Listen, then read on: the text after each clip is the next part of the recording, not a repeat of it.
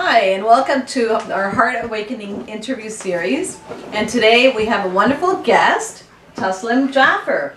And Taslim, before I ask you a few questions, I just want to tell the audience that Taslim is the author of Tuesday Tasks. It's a wonderful workbook.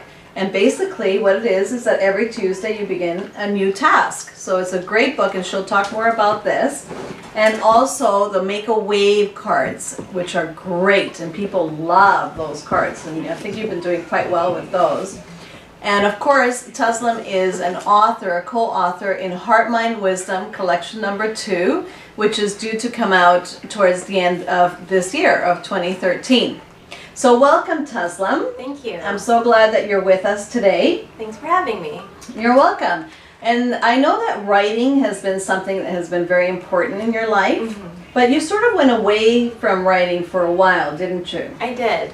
So tell us a little bit about that, because I know that you have quite a journey before you got to this point of actually publishing a book and the cards. Right. So where did that start? Well, writing actually started when I was about 8 years old, is probably when I first wrote my first story. And I started a journal when I was 10, and kept journaling throughout my adolescence and into my college years. And it wasn't until probably I got married that my journal entries became more like to-do lists, and that makes sense, yeah. They were shorter, maybe because I married my best friend, so my confidant, so I talked to him a lot about everything that I would normally journal. But there was a real disconnect between myself and writing for quite a while, and I didn't realize what a huge impact that would have on me. When I was in high school, I actually was told by some English teachers to pursue writing as a career, but I actually thought that wouldn't be a very productive way of life. It just wasn't a secure and stable future, and growing up with parents who are immigrants here, I think I sort of absorbed the fact that I had to get a steady, lucrative career in order to make a home for myself and my family. Right, and you did that. I did. And what did you choose? So I chose speech-language pathology, which is a great field, and we jived really well because I got to work with children and their communication. But there was something missing, and even while I was doing my schooling in speech therapy, my master's degree, I would often dream about side businesses that I could open, to support myself so that I could make speech therapy my part-time job, and that should have been my first clue. That was a good clue, yes. Yeah, but I ignored it. I ignored a lot of things. And 4 years into the marriage, my daughter was born, our first child. Yes. And my life came to sort of an abrupt halt because now I was on maternity leave. So I wasn't working. And that's when writing came back into my life. Okay, and how did that happen? Well, it happened because I was stuck in a chair, very much like this one, many times during the day, nursing her. And at first I was very frustrated at being stuck in this chair because I wasn't being productive and I couldn't do the things that I wanted to do because I had to sit here. But it was actually in those quiet moments that these ideas would come to my head. And sometimes the ideas would be characters, that could develop into stories, or sometimes it would be a story idea. And one time I thought, I should just start writing these down. So I got in the habit of, I had a table like this, keeping a notepad and pen there so that as I was sitting there feeding her, I could, on the arm of the chair, jot down some of these ideas. Wow, okay. And then feeding her actually got to be my fun time. And I actually looked forward to it, and this chair was no longer my ball and chain, it was my seat of creativity. So, wonderful. Yeah. Yeah, so that's how the writing started to develop once again. That's how it started. But that actual connection to myself started when I began journaling again.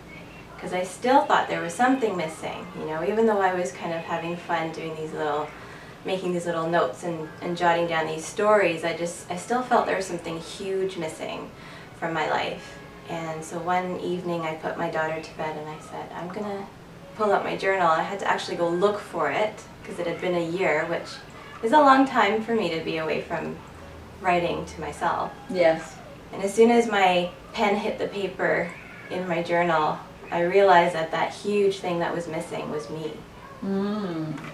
So you feel that through journaling you found yourself again? Yes. Okay. Definitely. And that's usually when I talk to other women or moms who say that they feel like something is missing or they're feeling, you know, not quite themselves. I always ask them, well, do you journal? Have you ever journaled, and are you journaling now? Right. Yeah. And what do people say, well, I'm really not interested in journaling?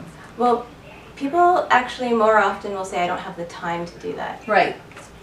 So, and you know, I understand that. I understand we're all very busy, and I just think that, you know, you might not feel you have the time to journal. Well, you probably don't also have the time to feel like garbage. You know, you don't have the time to feel sad and lonely and frustrated. There's just no room for that in our lives. So you do have to kind of, you know, shift some priorities. Or one thing that I did that was helpful was I cut out television time, because I found that I was, you know, sitting in front of the TV to unwind, but that's really not the thing that connects me to myself. Right. So when I cut down my television, I had so much more time to read and write.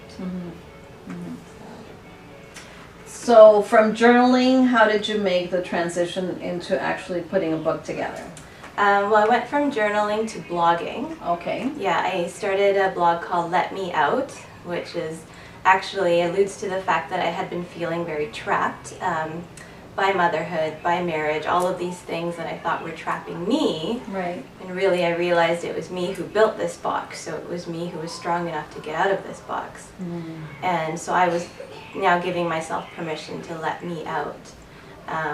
And the subtitle of the blog is Releasing Your Creative Self, because I believe we all have a creative self, and once that is out in the world, we can function as happier beings. And you talk a lot about creativity, don't you? Yeah, Yeah. I do. Because I believe that the source of creativity is the source of all things, the source of the universe, source of happiness, source of joy and peace and love. So they're all intertwined. And there's many ways to create. Oh, for sure. Yeah. Yeah. And the blog I started because I had started talking and opening up to other women about how I was feeling, which is very, very important. It's an important thing for especially new moms to do. And the more I did that, the more I realized there's so many other women out there who have been through or are going through those same things. So taking the blog, you know, starting the blog was making it public, what was happening with me, and I was able to share with other people what I thought could help them. Was that hard at the beginning to be so, you know, out there and sharing your stories? It was actually very liberating. That's good to Yeah. know. Very liberating, and I think because I always was a writer, it was like I was finally expressing myself. I was finally being more of who I am. It's still a journey, and I'm still, you know, learning new things along the way. But I really don't know where I would be if I hadn't started Let Me Out. And the Tuesday tasks came from that, because every Tuesday I decided to post something on the blog that would encourage my readers to look inward or try something new, to bring some fun into their lives. And then I thought, you know, there's enough work to do here that I can actually put it into a workbook, and people were happy I did, because it's portable and they can do it on their own time. They didn't have to wait for the next Tuesday to get the tasks. And you've been getting good feedback on Tuesday tasks. Yes, definitely. Yeah. Okay, and the cards? And the cards, they're an extension of my creativity and my passion for social change. Sorry. So, when I was in high school, besides writing, I also loved to read, and I loved to read about leaders like Malcolm X and Martin Luther King and Mother Teresa, and people who actually did something in the world. And this is my way of doing something, because what they are is actually, they have a quote on one side, and on the other side there's a message for the recipient to actually read the quote, but then pass it on to somebody. Okay. So read me that one. What does that one say? This one says, "Your words, your smile, your passion are your legacy. Leave your mark on the world." Nice.